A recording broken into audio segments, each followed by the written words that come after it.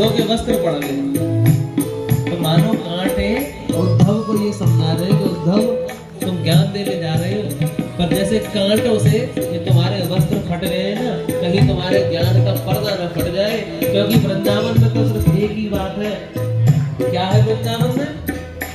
है प्रेम जगत में सारे और कुछ सार नहीं।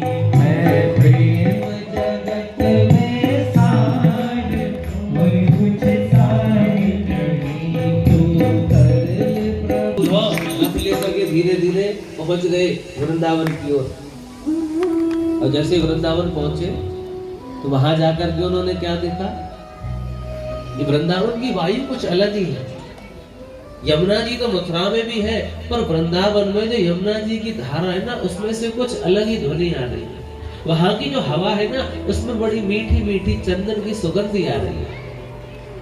एक बार को तो उद्धव भी थोड़े से भ्रम में आ गए, बोले ये किस तरह का आनंद है जो मुझे समझ नहीं आ रहा। यहाँ की यमुना की धारा भी ऐसा लग रहा है जैसे धारा में से भगवान के नाम की ध्वनि आ रही है। यहाँ की वायु इतनी मीठी क्यों है? उद्धव मन में सोचने लगे और खुद को होश में लाए। बोले मैं तो ज्ञानी हूँ, ज्ञान की बात बताने आया हूँ। गरज पहुंचे वहां था गोपियों का जिस जगह मंडल। उद्धव पहुंचे गोपियों के मंडल के बीच में। वहां थी शांत पृथ्वी, वायु भी व्योम था निर्मल। और क्या देखते हैं कि सहस्रों गोपियों के मध्य में श्री राधिका रानी। हजारों गोपियों के बीच में हमारी श्री राधा रानी बैठी हुई है और सभी के मुख से रह रह कर निकलती थी यही वाणी। सहस्त्र गोपियों के मध्य में श्री राधा रानी बैठी है और सब गोपियों के मुख से रह रह कर निकलती थी यही वाणी। सब गोपियों के मुख से एक ही बात निकल रही है। क्या बात निकल रही है सब गोपियों के मुख से? कि है प्रेम जगत में सारी, है प्रेम जगत में सारी और कुछ सारी नहीं। तो कर ले प्रभु से प्यार और कुछ सार नहीं। तो कर ले प्रभु से प्यार और कुछ सार नहीं। उद्धव बता रहे कि मैं मथुरा से आया हूँ। कहा उद्धव ने ये बढ़कर कि मैं मथुरा से आया। सुना था हूँ संदेशा श्याम का जो साथ लाया हूँ कि जब यह आत्म सत्ता ही अलग निर्गुण कहाती है, तो फिर क्यों मोहवश होकर रखा ये ज्ञान गाती है। उद्धव क्या कह रहे हैं? मैं मथुरा से आया हूँ और श्री कृष्ण का संदेशा लेकर के आया हूँ। गोपियों ने कही क्या संदेशा? तो बता रहे हैं ये जितनी भी सत्ता है ना, ये निर्गुण है, इसमें कोई सार नहीं है। निर्गुण मतलब कोई सगुण है ही नहीं, सब में आत्मा है। एक दिन सबको चले जाना और आत्मा जाकर के प्रभु में मिल जाएगी। तो जब ये बात सत्य है तो आप सब मोह में फंस करके एक ही बात क्यों रटते रहते हो? गोपियों ने क्या रटते रहते हो? तो उद्धव बता रहे बार बार तो तुम कहती हो, क्या कहती हो गोपियां? है प्रेम जगत में सारी और कुछ सारी नहीं। है प्रेम जगत में सारी और कुछ सारी नहीं।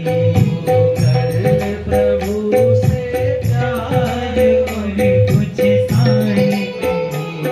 तो कर प्रभु से प्यार और कुछ सारी नहीं। कहा श्री राधिका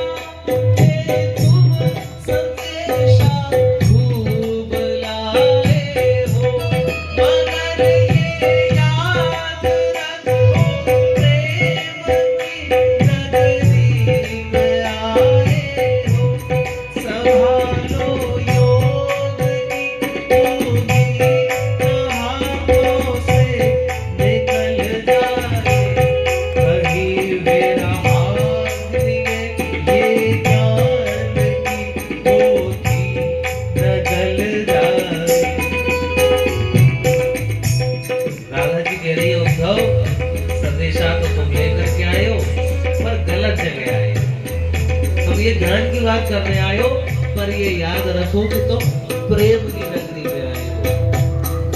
संभालो अपने योग की पूंजी, अपना ये योग और ज्ञान, इसको संभाल लो कि तुम्हारे हाथों से सारा ज्ञान फिसल न जाए, क्योंकि हम कृष्ण की प्रेम की विरहाग्नि में ऐसे जल रहे हैं, कहीं इस अग्नि में तुम्हारे ज्ञान का पर्दा न जल जाए, क्योंकि है प्रेम जगत में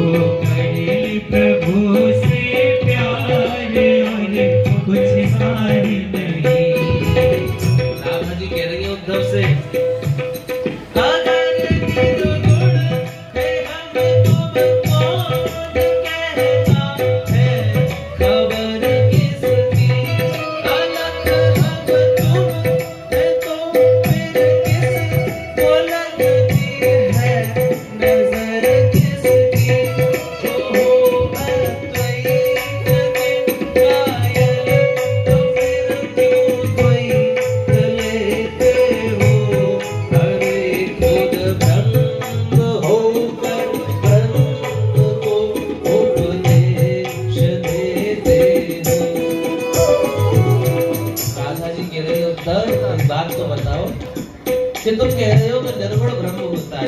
निर्गुण ब्रह्म मतलब इसका कोई शरीर नहीं है, आत्मा होती है, कोई शरीर नहीं है आत्मा। ठीक है, माना कोई शरीर नहीं है, पर तुम एक बात बताओ, जब कोई शरीर है आज तुम्हें सब ब्रह्मा में जाके मिल जाएगा, तो तुम भी ब्रह्म और हम भी ब्रह्म, तो तुम खुद ब्रह्म होकर के ब्रह्म को उपदेश देने के लिए आए, हमको क्यों समझाने के लिए आए? तुम्हारे अंदर ईश्वर है, हमारे अंदर ईश्वर है, किसको समझा रहे हो? भगवान स्वयं भगवान को समझाने रहे हैं। उद्धव बातों में फंस गए, अब सोच रहे हैं कि क्या कहूं। खड़े थे उद्धव, एक बार जमीन पर बैठ गए, बैठ करके अब उद्धव के कानों में बार बार एक ही बात गूंज रही है। क्या गूंज रहा है? प्रेम जगत में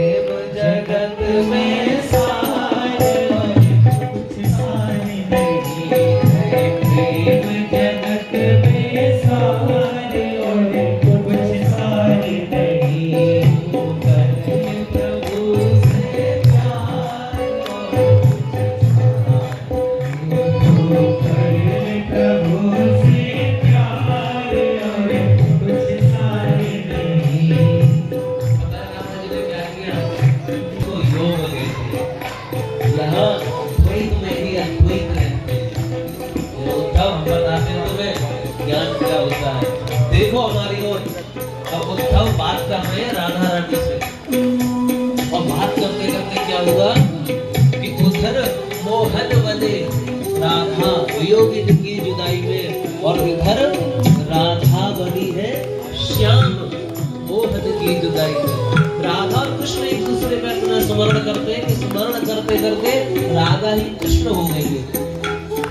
अब उद्धव बैठ करके राधा जी को समझाने का बड़ा प्रयास कर रहे हैं, पर अचानक से उद्धव ने जैसी पलक झपकाई पलक झपका करके जैसे देखा तो सामने श्री राधा नहीं दिख रही, कृष्ण बैठे दिख रहे।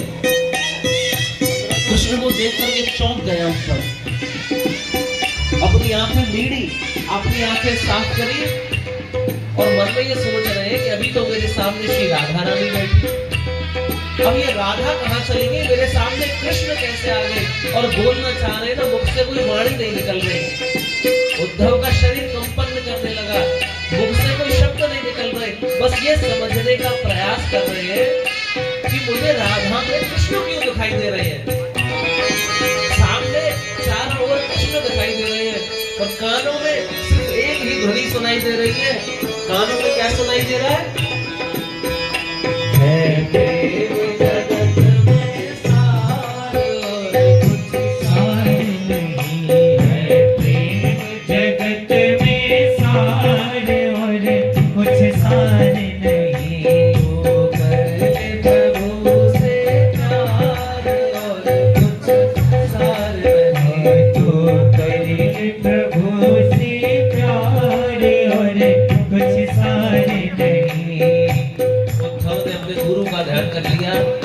अपनी आंखों को बार बार बिगड़ लिया, पर उद्धव को श्री राधा में कृष्ण ही नजर आ रहे हैं। उद्धव भूल गया सारा ज्ञान, जितना भी अपना योग ज्ञान था ना, सब मिट्टी में मिल गया।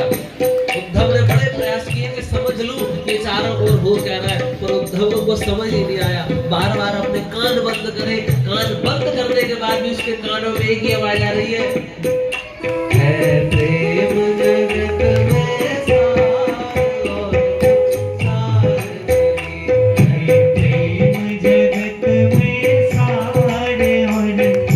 सारे नहीं, प्रभु से प्यार और कुछ सारे नहीं, प्रभु से प्यार और कुछ सारे नहीं। फिर पता है क्या हुआ उसके बाद? सुना जब प्रेम का अद्वैत उद्धव की खुली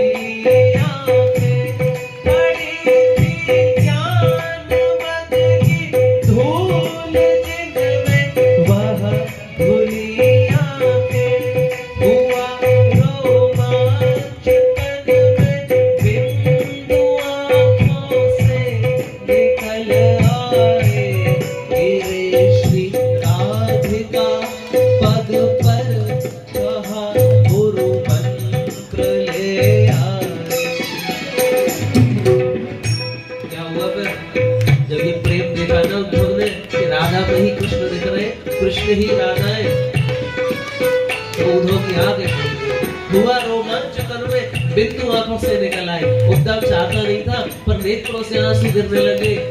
फिर उद्धव ने बताया क्या किया, गिरे श्री राधिका पग पर और कहा गुरु मंत्र ले आए। श्री राधिका जी के चरणों में उद्धव गिरे, राधिका जी के चरणों की धूल लेकर के अपने मस्तक से लगाई और कहा, राधा रानी आज से आप मेरे गुरु हैं और मैं आपका पिता।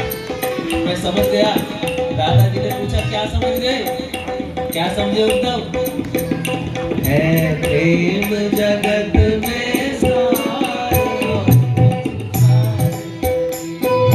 प्रेम जगत में सारे और कुछ सारे नहीं, प्रभु से प्यार और कुछ सारे नहीं, वो कर ले प्रभु से प्यार और कुछ सारे नहीं। उद्धव गए थे समझाने को, और 6 महीने हो गए, उद्धव लौट के ही नहीं गए, वही वृंदावन में रह गए, वही राधे राधे कह करके वृंदावन में विचरण करते रहते हैं। जो वस्त्र पहन के आए थे उन्हीं वस्त्रों में 6 महीने से घूम रहे हैं। अब मथुरा बैठे बैठे कन्हैया इंतजार कर रहे हैं। एक सैनिक को भेजा, कहा भैया हमारे मित्र गए थे वृंदावन ज्ञान की बात बताने, कोई जाओ जरा पकड़ करके ले करके आओ। वहां जाकर के देखा कि बावरे से बने कर रहे उद्धव। सैनिक पकड़ करके लेकर के आया, वृंदावन से आने का मन नहीं है। सैनिक फिर भी पकड़ करके लेकर के आया, कृष्ण के सामने आए, थोड़ा होश आया। कृष्ण ने स्नान ध्यान करवाए, वस्त्र बदलवाए और सामने बैठाए और पूछ रहे, उद्धव तुम समझाने गए थे ना ब्रजवासियों को, ये सब मोह माया प्रेम भूल जाओ, तुम तो ज्ञान की बात देने गए थे, क्या हुआ? बोले प्रभु क्या बताऊं क्या हुआ। बोले मैं समझा तो नहीं पाया पर कुछ सीख करके आया हूं। बोले क्या?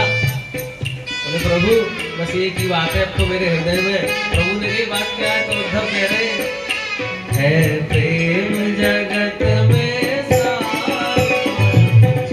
सार नहीं, है प्रेम जगत में सार और कुछ सार नहीं। प्रभु से प्यार और कुछ सार नहीं। तू कर ले प्रभु से प्यार और कुछ सार नहीं।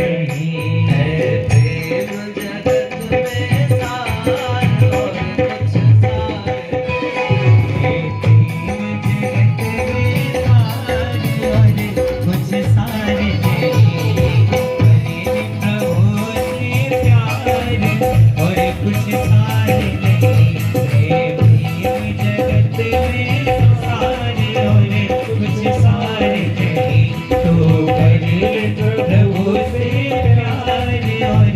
कुछ सार बोली राधा रानी की। जय हो। भगवान ने उद्धव से कही उद्धव तुम तो बड़े ज्ञानी हो, बृहस्पति तुम्हारे गुरु है। उद्धव ने कही प्रभु गुरु बदल दिए मैंने अब। बोले कौन है अब गुरु? बोले अब मेरे गुरु श्री राधा रानी है। बोले तुम तो बड़े ज्ञानी हो, तुम तो अपने ज्ञान का ढोल लेकर के कहते हो मैं सबको समझा दूंगा। तो उद्धव पता है क्या कह रहे कन्हैया से? प्रभु मैं अपना ज्ञान लेकर के तो गया था पर वहां जाकर के ज्ञान की बाजी डुमडुमी और प्रेम को बाजो ढोल। ज्ञान की बाजी प्रभु डुमडुमी, ज्ञान तो मेरा थोड़ा सा ही रह गया और प्रेम तो इतना बड़ा था तो प्रेम को बाजो ढोल। ज्ञान की बाजी डुमडुमी और प्रेम को बाजो ढोल और ऊधो सूधो है गयो सुन गोपीन के बोल। प्रभु सीधा हो गया हूं मैं गोपियों के बोल सुन करके, आज के बाद कभी किसी को ज्ञान नहीं दूंगा। कोई पूछेगा भी तो कोई ज्ञान की बात बताओ तो बस एक ही बात बताऊंगा, है प्रेम जगत में सार और कुछ सार नहीं। भगवान प्रयास नहीं किया।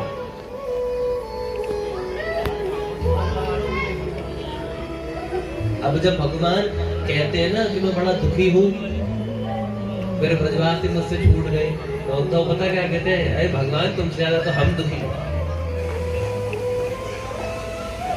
परम मित्र है भगवान के।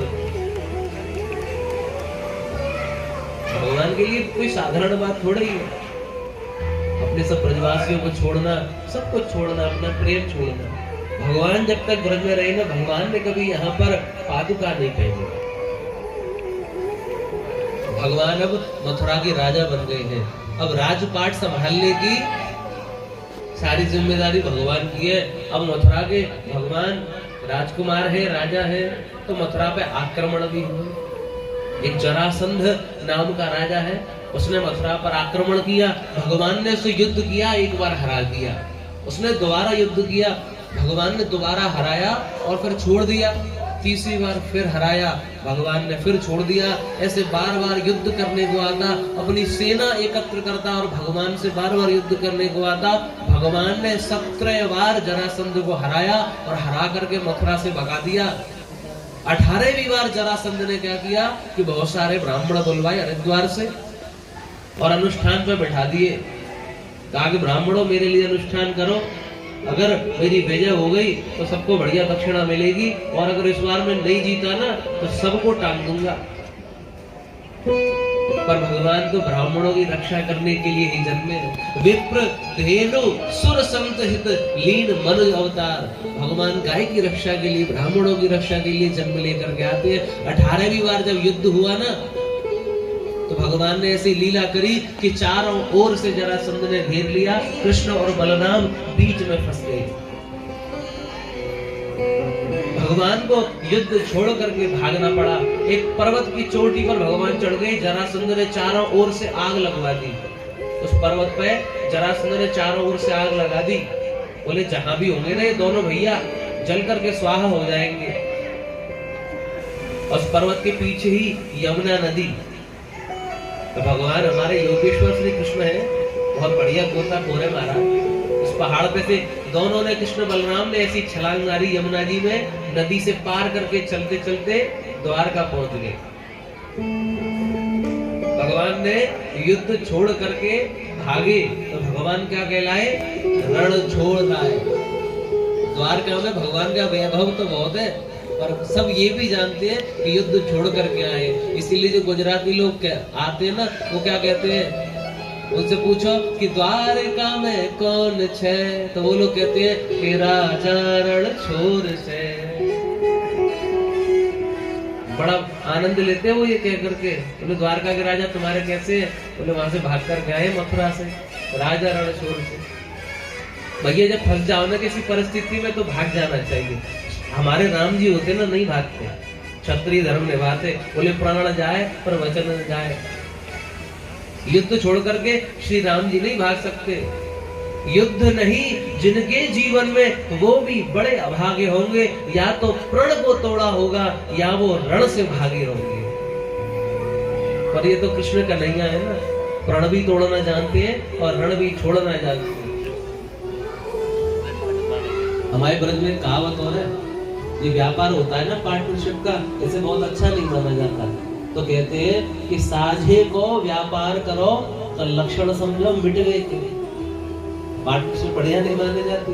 साझे को व्यापार करो तो लक्षण समझो मिट गए के, और ताकत कम हो गुस्सा ज्यादा तो लक्षण समझो पिट गए के। दो चार लंबे चौड़े मित्र रहो अपने संग में, लड़ाई हो तो भिड़ जाओ, पर यदि संग में मित्र नहीं है तो अकेले मत लड़ो भैया। ब्रज में कहते हैं कि ताकत कम हो गुस्सा ज्यादा तो लक्षण समझो पिट गई। तो जब ऐसा लगे कि हम घिर गए हैं, कहीं पे फंस गए हैं, तो वहां बहादुरी मत दिखाओ अपनी महाराज, रण छोड़ के भाग जाओ। जब हमारे कृष्ण का नैया भी भाग सकते हैं तो आवश्यकता पड़ने पर तुम भी भाग जाओ, कोई बात नहीं है, प्राण बचाओ जरूर। भगवान रण को छोड़ करके भाग गए, रण छोड़ राय कहलाए। पर मथुरा से भी ज्यादा भव्य विशाल वैभवशाली राज्य उन्होंने समुद्र के बीचों बीच बनाया अपना, जिसे हम लोग कहते हैं द्वारकापुरी। भगवान ने विश्वकर्मा से कह करके सुंदर द्वारका नगरी बसाई, बड़ी सुंदर द्वारका नगरी। और द्वारका में भी 2 महल बनवाए। एक तो बनाया समुद्र के किनारे, वो तो है भगवान का ऑफिस, जहाँ सभा लगती है, लोग एकजुट होते हैं, मीटिंग होती है, कॉन्फ्रेंस होती है, तो वहाँ द्वारका होती है। और रहने के लिए क्या किया, बोले समुद्र के बीचों बीच में बनवाया घर अपने लिए, जिसे हम लोग कहते हैं भेंट द्वारका। वहाँ जाने का तो कोई मार्ग ही नहीं है, कोई वहाँ पे हमला कर ही नहीं सकता, न कोई सेना वहाँ पर आक्रमण कर सकती। या तो नाव के सहारे जा सकते हैं, या हमारे योगेश्वर श्री कृष्ण है, भगवान बहुत अच्छी तैराकी जानते हैं, यहाँ से डुबकी मारेंगे सीधे वहीं निकलेंगे भेंट द्वारका में जा करके। तो भगवान ने रहने का महल तो भेंट द्वारका में बनवाया। वहाँ द्वारका में भगवान की रानियों के भी कक्ष बने हुए हैं। तो भगवान ने बड़ी सुंदर नगरी का निर्माण करवाया। और भगवान के पास भव्य महल भी है, द्वारका में बहुत वैभव भी है, सम्मान भी है। पर देखो कितना भी बड़ा घर हो, कितना भी बड़ा वैभव हो, पर जब तक घर में थोड़ी बहुत छम छम की आवाज नहीं आवे तो घर सूना ही रहता है।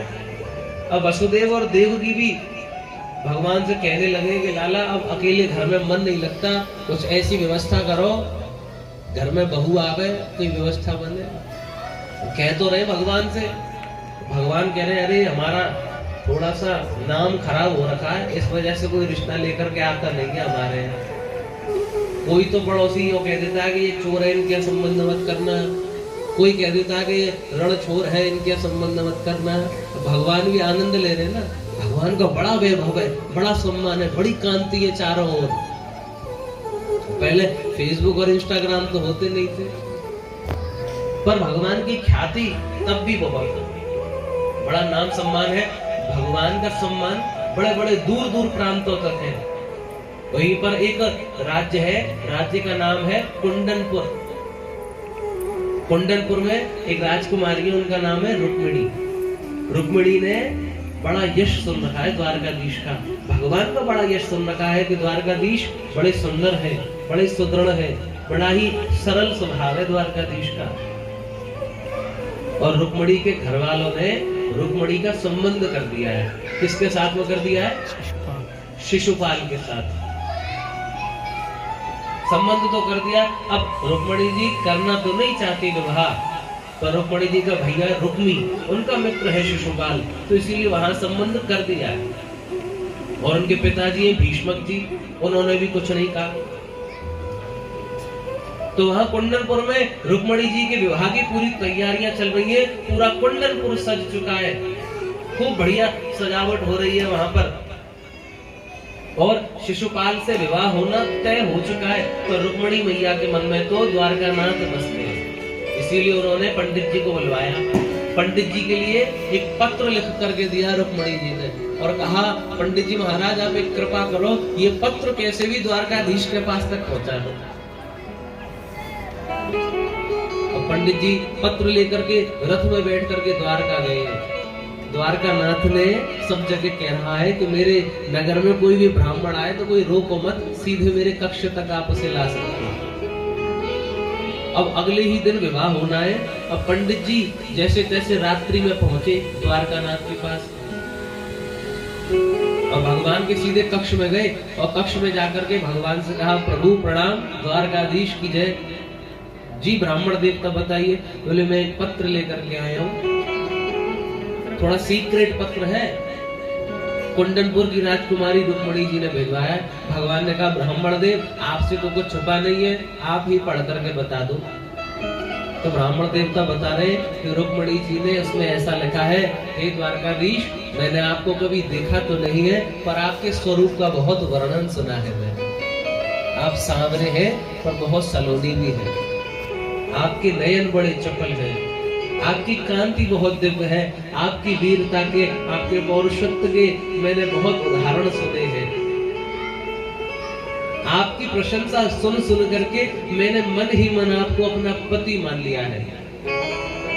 पर कष्ट की बात यह है कि कल मेरा विवाह होना निश्चित है, मेरा भाई शिशुपाल के साथ में विवाह करा रहा है।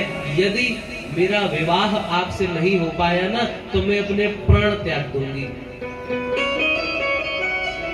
मेरी आपसे यह प्रार्थना है कि आप वीरता से यहाँ पर आओ, किसी का वध न करो, और मुझे यहाँ से अपना बना करके ले जाओ। यदि आप आ गए तो मैं अपना सौभाग्य मानूंगी, यदि आप नहीं आए ना तो शत जन्म विश्या, मैं 100 जन्म तक आपकी प्रतीक्षा करूंगी।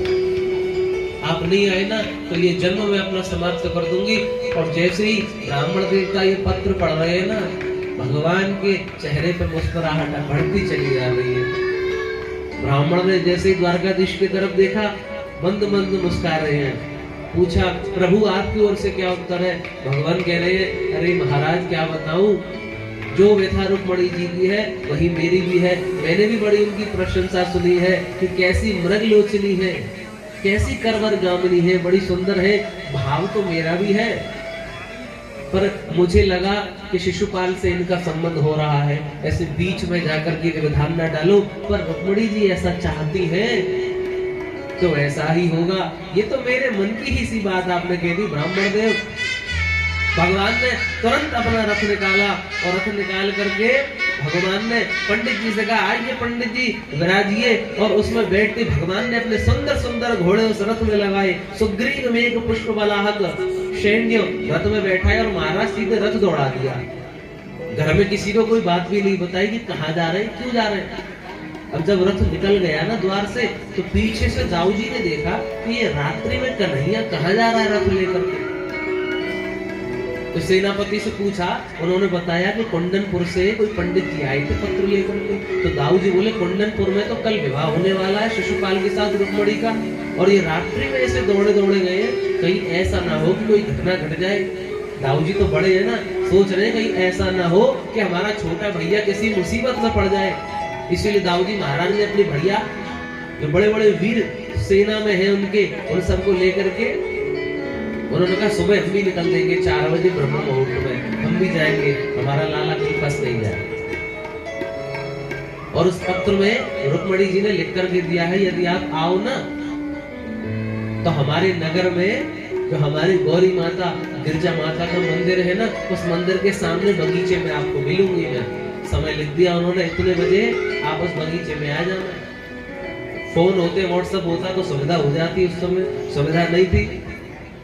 अब उनको ये भी नहीं मालूम कि मैसेज सीन हुआ कि नहीं हुआ। अब बेचारी मन में संशय में बैठी हुई है कि पत्र पहुंचा कि नहीं पहुंचा। उन्हें ये भी नहीं पता कि द्वारकाधीश उसको स्वीकार करेंगे या नहीं। तो मन में बैठी बैठी भगवान का नाम लिए चली जा रही। जैसे ही सवेरा हुआ, सामने से पंडित जी आते हुए देखे, और पंडित जी भी आनंद लेने के लिए मुंह लटका लिया उन्होंने। आए, हाथ में पत्र लगा हुआ है। रुक्मणी जी ने पूछा, क्या हुआ ब्राह्मण देव, आपने द्वारकाधीश तक मेरा पत्र पहुंचाया, वहां से आप उत्तर लेकर के आए कि नहीं लेकर के आए? ब्राह्मण देवता बोले, नहीं देवी, उत्तर नहीं लाया।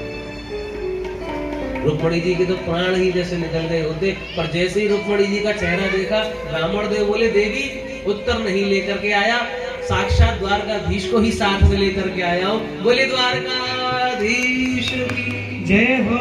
महाराज ये सुन करके रुक्मणी मैया तो प्रसन्न हो गई। उनके मन में ऐसी प्रसन्नता हुई जैसे कि साक्षात द्वारकाधीश को पा ही लिया हो। उन्होंने सांत्वना दी कि आ गए हैं, आपके कहे अनुसार गिरजा माता के मंदिर के सामने आपको मिल भी जाएंगे, आप निश्चिंत रहे। तो रुक्मणी जी ने ब्राह्मण देवता को उपहार पता क्या दिया? कार, नमस्कार। ऐसो ही है जावे कभी कभी ब्राह्मण देवता सोचे मोटी रकम मिलेगी पर नमस्कार करके विदा कर देंगे। पंडित जी तो गए बेचारे नमस्कार लेके, पर भगवान आपको सुखी रखे, ऐसे कह करके गए। रुक्मणी जी बड़ी प्रसन्न। कन्हैया अपना भव्य रथ लेकर के जैसे ही आए ना द्वार पे, तो जब मेहमान आते हैं ना तो स्वागत सत्कार किया जाता है, क्योंकि रुक्मणी जी की शादी का दिन है। दूर दूर से बड़े बड़े राजा महाराजा आ रहे हैं, तो द्वार पे स्वागत सम्मान के लिए माला पटका पहनाए जाते हैं। पर यहाँ पर जैसे ही द्वारकाधीश का रथ आया ना, तो राजा भीष्मक आए स्वागत सम्मान करने को। जैसे ही सम्मान किया, माला पहनाई, तो माला पहनाने में गलती से साधारण माला की जगह बढ़िया वाला वरमाला आ गया। और जैसे ही वो माला उन्होंने पहनाई, नगर के वासियों ने देखा, अच्छा लगता है कि दूल्हा यही है। नर नारी बड़े प्रसन्न हुए और कहने लगे, वाह महाराज, अहो भाग्य, द्वारकाधीश की जय। बोले बड़ा सुंदर दामाद है आपका, तो हम तो देख के धन्य हुए। अब भीष्मक जी कैसे समझाए पब्लिक में, किसी से कुछ नहीं कही। द्वारकाधीश से बोले, द्वारकाधीश आप पधारे विवाह में, बहुत बढ़िया दावत खा के जाएंगे। बोले हाँ, दावत तो अच्छे से खाएंगे। हाँ हाँ हाँ, भगवान तो कह करके आगे बढ़ गए। और जैसे ही द्वारकाधीश थोड़ा सा आगे बढ़े ना, तो ये बात शिशुपाल के पास तक पहुंच गई। और शिशुपाल के संग शिशुपाल का मित्र आया है जरासंध।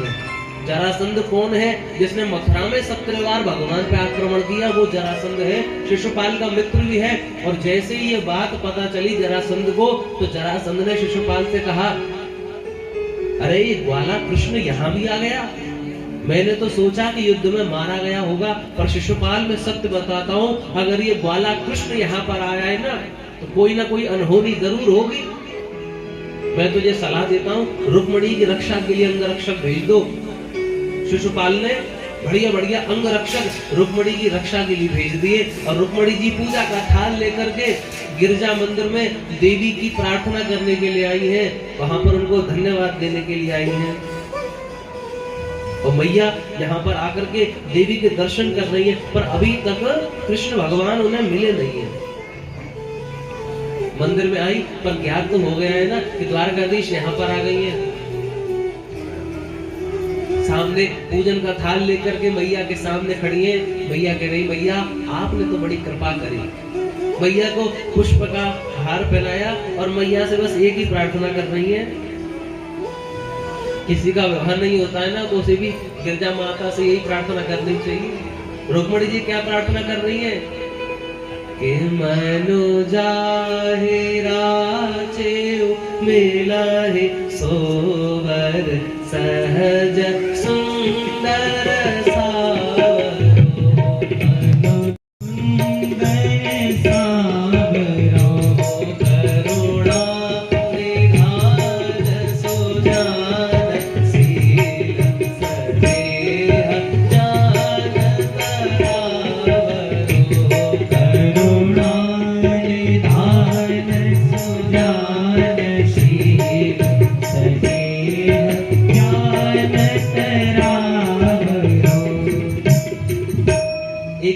कर रही है कि मैया मुझे वर मिल जाए। कैसा वर?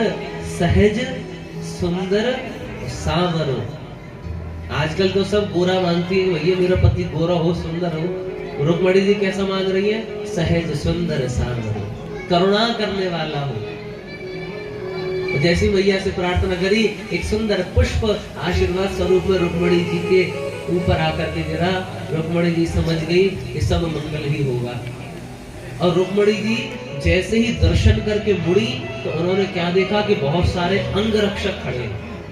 और रुक्मणी जी तो भयभीत हो गई कि इन अंगरक्षकों के बीच में द्वारकाधीश कैसे आएंगे, कैसे पाऊंगी मैं उन्हें, कैसे पहचानूंगी मैं उन्हें। जैसे मुड़ी अंगरक्षक सब आ गए, पर अंगरक्षक रुक्मणी जी के दर्शन कर रहे हैं। अब देख तो रहे रुक्मणी जी को, पर मन में एक बात आ रही है, बोले आह दुल्हन तो हमने बहुत देखी, पर आज तक ऐसी साक्षात लक्ष्मी स्वरूपा दुल्हन नहीं देखी कभी। ओहो इनके चरण तो देखो, कैसे सुंदर सुकोमल चरण है इनके। ये सब अंगरक्षक बात कर रहे हैं। अब उनके बीच में ही द्वारकाधीश निकल करके आते हैं और उन अंगरक्षकों को कहते हैं, अरे अभी तुमने देखो ये देवी के हाथ में नहीं देखे कैसे सुंदर कंकड़ पहन रखे हैं। अंगरक्षक बोले, हाँ भैया, अरे इनके हाथ के तो कंगन भी बड़े सुंदर हैं। अरे केशों में लटके हुए तुमने ये पुष्प मेघालय नहीं देखे? ऐसे कह रहे हैं। और जैसे तारीफ कर रहे हैं, रुक्मणी जी तो नीचे दृष्टि डाल करके खड़ी हुई है और भगवान ये सोच रहे हैं, रुक्मणी जी मुझे एक बार देखे तो सही। भगवान कह रहे हैं कि अरे मित्रों, तुमने इनकी चाल नहीं देखी, कैसे श्रेष्ठ हथनी की चाल चल रही है। अरे इनके नेत्र तो देखो कैसे मृगलोचनी है।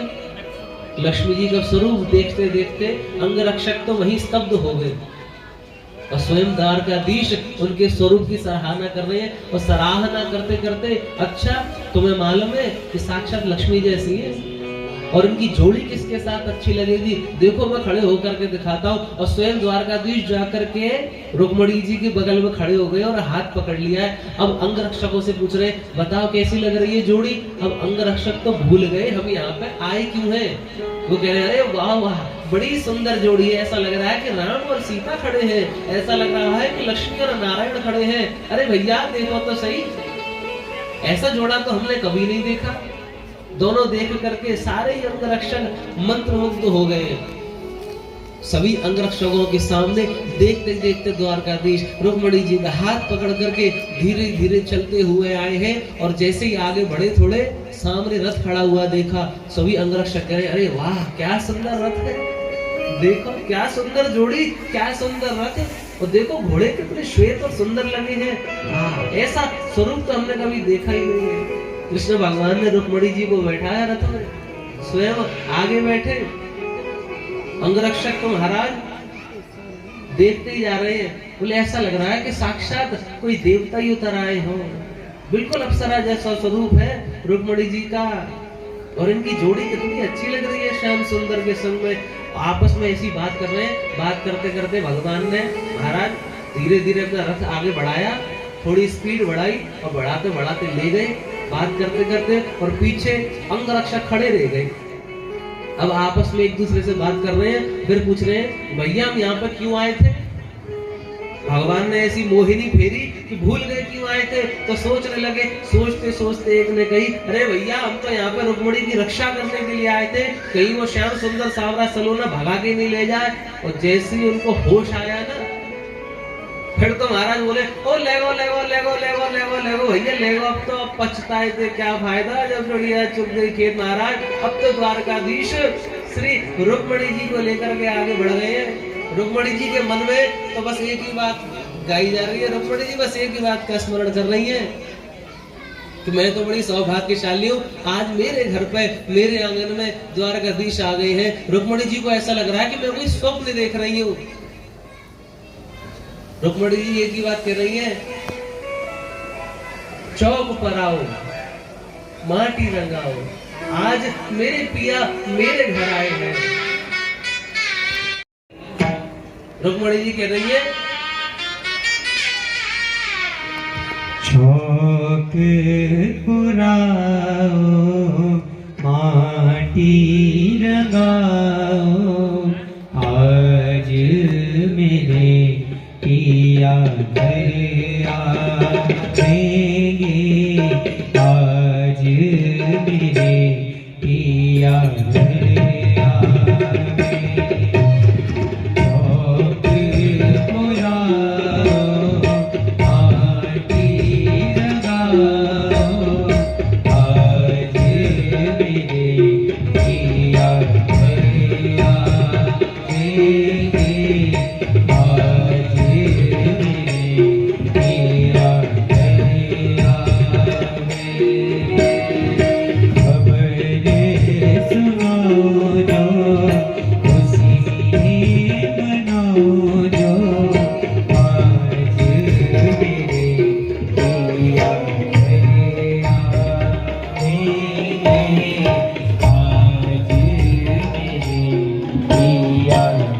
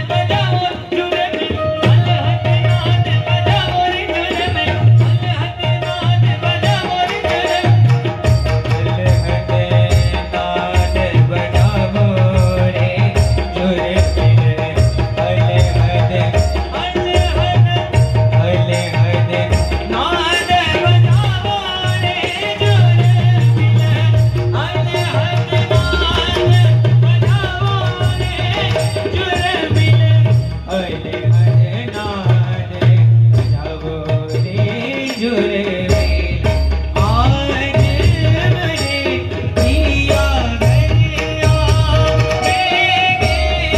आज मेरे पिया घर आवेंगे छोटे पुरावो आरती लगावो आज मोरे पिया घर आवेंगे आज मोरे पिया घर आवेंगे। बोली द्वारकाधीश की। अभी तो भगवान केवल रुक्मणी जी को लेकर के भागे हैं।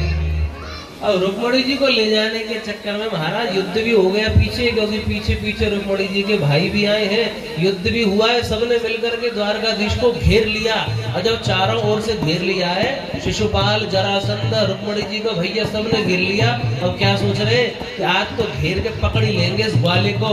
तभी दूर से एक आंधी सी उड़ती नजर आ रही है, उस आंधी में से आवाज आई है, बोली द्वारकाधीश की जय हो। उस आंधी में से निकल के महाराज अपने घोड़ों की सेना लेकर के दाऊ जी महाराज आ गए। और जैसे ही दाऊ जी को देखा तो आधे से ज्यादा तो वैसे ही भाग गए। बोले जब कन्हैया आते तो निपट भी लेते, पर ये हल मूसल वाला जो है ना, ये बहुत खतरनाक है। जब ये मारता है तो फिर नहीं छोड़ता। बोले जिसको प्राण बचाए जाए वो भाग जाओ। महाराज सब भाग गए, रुक्मणी जी का भैया रह गया। उसने लड़ने का प्रयास किया, भगवान ने उसको परास्त किया। भगवान तो उसका उद्धार करने वाले थे। रुक्मणी जी ने पेड़ पैर पकड़ करके कहा, नहीं मेरे भैया को छोड़ दो। छोड़ दिया। अब दाऊ जी महाराज ने डांट लगाई, कृष्ण कन्हैया ऐसे थोड़ी किया जाता कोई कार्य। संबंधियों का सम्मान करना चाहिए, ये जोर जबरदस्ती के काम नहीं है। विवाह तो विधि विधान से ही होगा। घर चलो, घर से माता पिता को लेकर के आओ, सही तरीके से बारात लेकर के आओ। लड़की वाले कन्यादान लेकर के जब तैयार हो जाएंगे ना, ऐसे थोड़ी है फ्री में लेके चले जाओगे। भाई कोई कुछ लाया हो, साड़ी वस्त्र श्रृंगार कन्यादान की सामग्री, तो कन्यादान भी तो कराओगे। बोले हाँ भैया बात तो सही है। बोले नहीं, वापस आएंगे परिवार के साथ में बारात ला करके, फिर विधि विधान के साथ में कन्यादान करा करके तब रुक्मणी जी को लेकर के जाएंगे। दाऊ जी महाराज कन्हैया को समझा करके ले गए। फिर ससम्मान बारात लेकर के भगवान आए हैं। अब रुक्मणी जी यहाँ पर श्रृंगार करवा रही है, क्योंकि रुक्मणी जी का विवाह श्री कृष्ण के साथ में निश्चित है। तो सब लोग कन्यादान की तैयारी कर रहे हैं। और रुक्मणी जी क्या कह रही है कि आओ मेरी सखियों मुझे मेहंदी लगा दो, मेहंदी लगा दो, मुझे ऐसा सजा दो। मेहंदी लगा दो, मुझे संत सजा दो, मुझे श्याम सुंदर के दुल्हन बना दो, मुझे श्याम सुंदर की दुल्हन बना दो।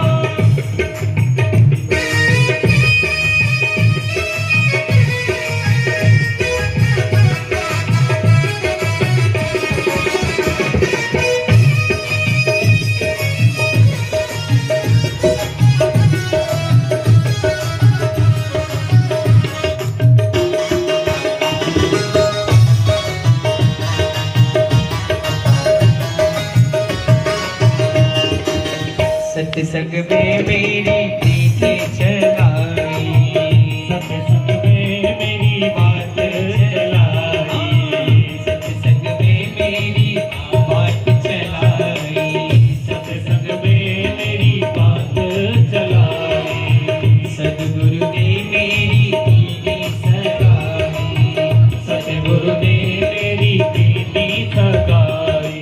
उनको बोला कि हथ लेवा तो करा दो, उनको बोला के हाथ लेवा तो करा दो, उनको बोला के हाथ लेवा तो करा दो, उनको बोला के हाथ लेवा तो करा दो। मुझे श्याम सुंदर की दुल्हन बना दो, मुझे श्याम सुंदर की दुल्हन बना दो, मुझे श्याम सुंदर की दुल्हन बना दो, मुझे श्याम सुंदर की दुल्हन बना दो।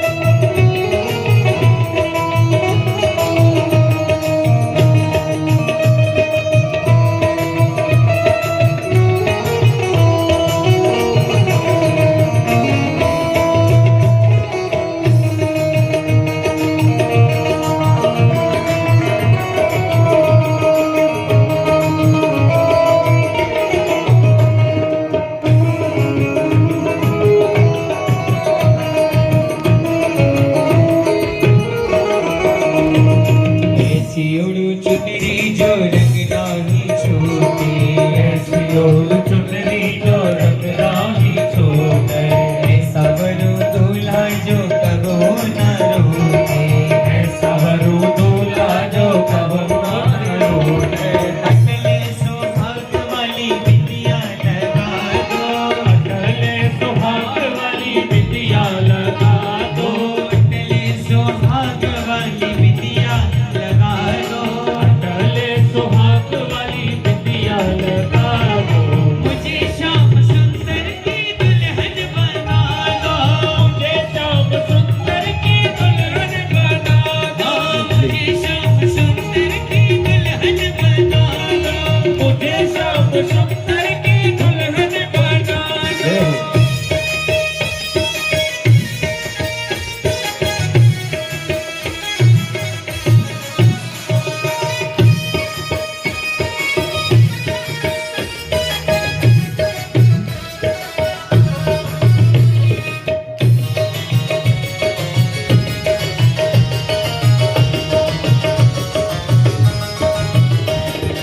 ऐसी पहन चूड़ी जो कबो ना टूटे, ऐसी पहन चूड़ी जो कबो ना टूटे, ऐसी पहन चूड़ी जो कबो ना टूटे, ऐसी पहन चूड़ी जो कबो ना टूटे, ऐसा वरु दूल्हा जो कबो ना रूठे, दूल्हा जो कबो ना रूठे।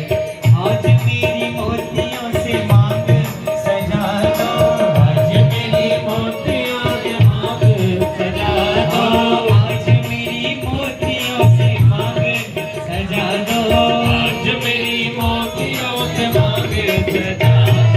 मुझे श्याम सुंदर की दुल्हन बना दो, मुझे श्याम सुंदर की दुल्हन बना दो, मुझे श्याम सुंदर की दुल्हन बना दो, मुझे श्याम सुंदर की दुल्हन बना दो, मुझे श्याम सुंदर की दुल्हन बना दो,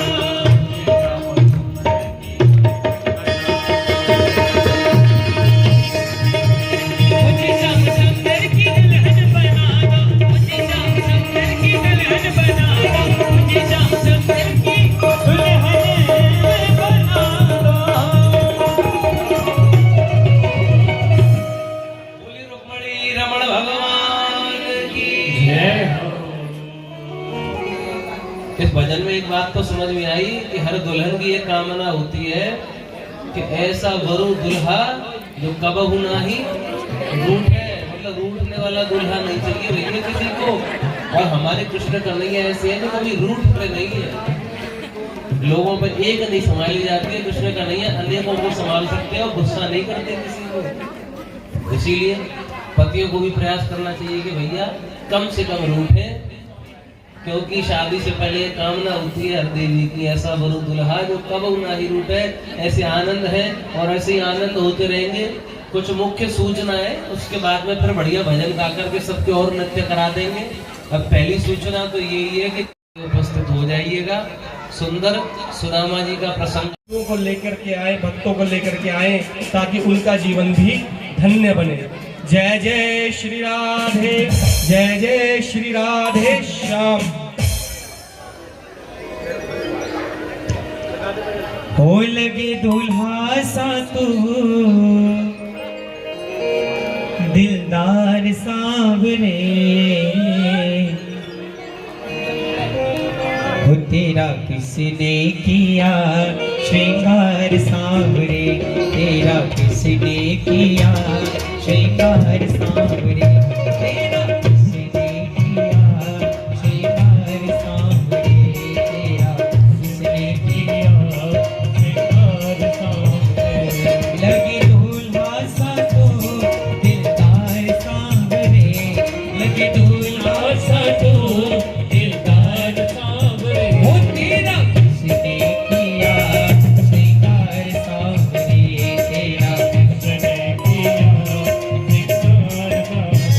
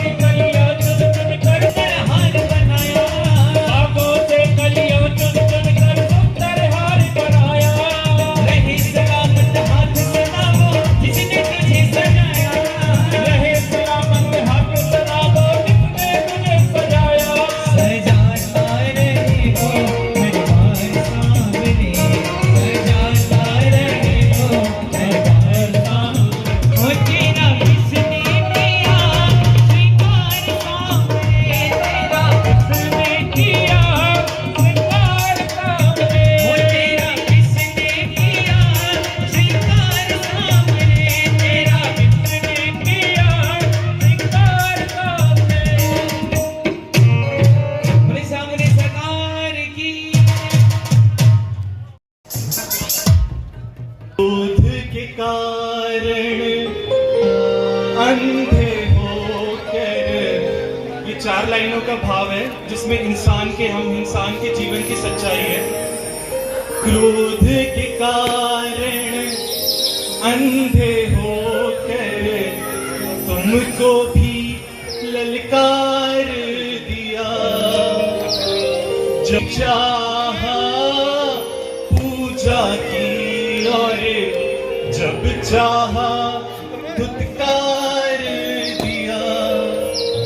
नादानी की आड़ में कब तक, नादानी की आड़ में कब तक गलती में दोहराऊंगा। अब तो आकर बाह पकड़ लो वरना मैं गिर जाऊंगा। तो आकर बाह पकड़ लो वरना मैं गिर जाऊंगा। सागर इतना गहरा है, सागर इतना गहरा है फिर डूब प्रभु में जाऊंगा।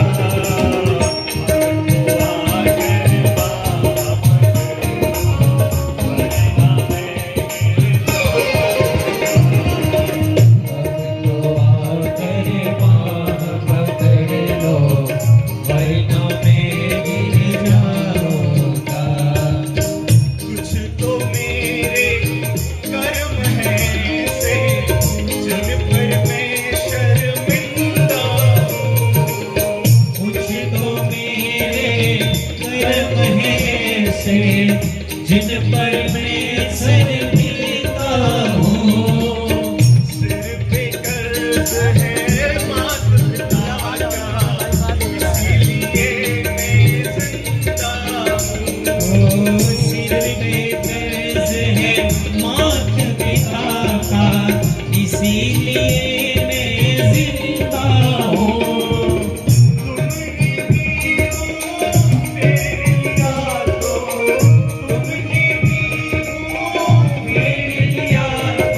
और कहाँ मैं जाऊंगा। अब तो आकर बाह पकड़ लो वरना मैं गिर जाऊंगा।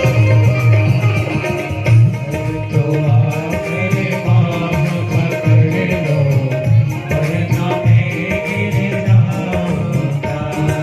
सागर इतना गहरा है, सागर इतना गहरा है कि डूब प्रभु में जाऊंगा। अब तो आकर बाह पकड़ लो वरना मैं गिर जाऊंगा।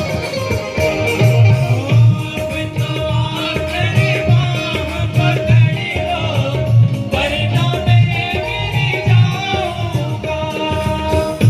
छाए काली घटाएं तो क्या उसकी छतरी के नीचे हूँ। छाए काली घटाएं तो क्या उसकी छतरी के नीचे हूँ मैं। आगे आगे वो चलता मेरे अपने ठाकुर के पीछे हूँ मैं। आगे आगे वो चलता मेरे अपने ठाकुर के पीछे हूँ मैं। उसने पकड़ा मेरा हाथ है, मेरे करने की क्या बात है। उसने पकड़ा मेरा हाथ है, मेरे डरने की क्या बात है। मेरे बाबा मेरे साथ है, बोलो करने की क्या बात है। मेरे बाबा मेरे साथ है, मुझे डरने की क्या बात है। बोलो राधे कृष्ण भगवान की जय हो। एक बार जोरदार ताली हो जाए हमारे मुकुल भैया के लिए। बहुत ही आनंद कर देने वाला ये भजन। ज्वाला खरे ज्वाला ज्वाला पर्वतमस्तके त्रिलोक्य व्यापती ज्वाला काली कपालिनी दुर्गा शिवा शिवा धात्री स्वाहा स्वधा नमोस्तुते सर्वाणि अग्नि प्रजा बहुला मे करोत्पन्नो कयोरेका अस्मासु दत्ता भगवान की है आरती पापियों को पाप से है तारती भागवत भगवान की है आरती पापियों को पाप से है तारती ये अमर ग्रंथ ये मुक्ति पंथ ये पंचम वेद निराला नव ज्योति जगाने वाला ये अमर ग्रंथ ये मुक्ति पंथ ये पंचम वेद निराला नव ज्योति जगाने वाला ये अमर ग्रंथ ये मुक्ति पंथ ये पंचम वेद निराला नव ज्योति जगाने वाला ये अमर ग्रंथ ये मुक्ति पंथ ये पंचम वेद निराला नव ज्योति जगाने वाला हरि नाम यही हरि नाम यही हरि नाम यही हरि नाम यही हरि नाम यही हरि नाम यही हरि नाम यही हरि नाम यही यही जगमंगल की आरती पापियों को पाप से है तारती भागवत भगवान की है आरती पापियों को पाप से है तारती ये शांति गीत पावन पुनीत पापों को मिटाने वाला हरि दर्श कराने वाला ये शांति गीत पावन पुनीत पापों को मिटाने वाला हरि दर्श कराने वाला ये सुख करनी ये दुख हरनी सुख करनी ये दुख हरनी सुख करनी ये दुख हरनी दुख करनी ये दुख हरनी श्री मधुसूदन की आरती पापियों को पाप से है तारती भागवत भगवान की है आरती पापियों को पाप से है तारती ये मधुर बोल जग बंद खोल सन्मार्ग दिखाने वाला बिगड़ी को बनाने वाला ये मधुर बोल जग बंद खोल सन्मार्ग दिखाने वाला बिगड़ी को बनाने वाला श्री राम यही घनश्याम यही श्री राम यही घनश्याम यही श्री राम यही घनश्याम यही राधेश्याम यही सीताराम यही प्रभु की महिमा की आरती पापियों को पाप से है तारती भागवत भगवान की है आरती पापियों को पाप से है तारती कर्पूरगौरम करुणावतारम संसारसारम भुजगेन्द्रहारं सदा वसन्तं हृदयारविन्दे भवानी शैतं नमामि त्वमेव माता च पिता त्वमेव वन्दो च सखा त्वमेव त्वमेव विद्या द्रविणं त्वमेव सर्वं मम देव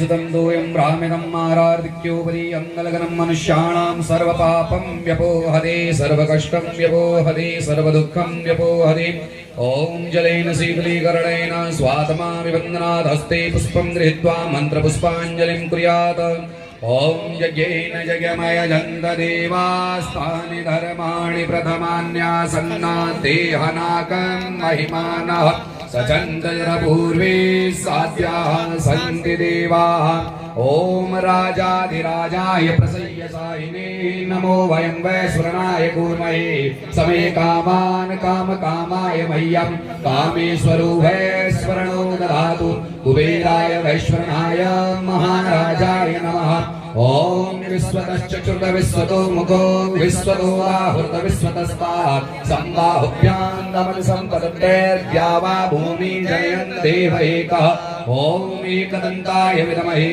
वक्रतुण्डाय धीमहि तन्नो दन्ति प्रचोदयात् ॐ वेदान्तनाथाय विद्महे हिरण्यगर्भाय धीमहि तन्नो ब्रह्मा प्रचोदयात् ॐ नारायणाय विद्महे वासुदेवाय धीमहि तन्नो विष्णुः प्रचोदयात् ॐ तदपुरुषाय विद्महे महादेवाय धीमहि तन्नो रुद्रः प्रचोदयात् ॐ महालक्ष्मी च विद्महे विष्णुपदने च धीमहि तन्नो लक्ष्मीः प्रचोदयात् ॐ नन्दनन्दनाय विद्महे राधावल्लभाय धीमहि तन्नो श्रीकृष्णः प्रचोदयात् ॐ अञ्जनीसुताय विद्महे वायुपुत्राय धीमहि तन्नो हनुमत् प्रचोदयात् श्रीवन्तिकावकुलचम्पकपाटलाजे पुन्नागजातिकरवीररसालपुष्पे बिल्वप्रवालतुलसीदलमञ्जलीः त्वां पूजयामि जगदीश्वरने प्रसीद आवाहनं न जानामि तवार्चनं पूजां चैव न जानामि क्षम्यतां परमेश्वर मन्त्रहीनं क्रियाहीनं भक्तिहीनं सुरेश्वर यत्पूजितं मया देव परिपूर्णं तदस्तु मे व्यासाय विष्णुरूपाय व्यासरूपाय विष्णवे नमो वे ब्रह्मनिधये वासिष्ठाय नमो नमः नानासुगन्धपुष्पाणि राकालोद्भवानि च पुष्पाञ्जलिर्मया दत्तं गृहाणां परमेश्वरः दिव्यमन्त्रपुष्पाञ्जलिं समर्पयामि सर्वे भवन्तु सुखिनः सर्वे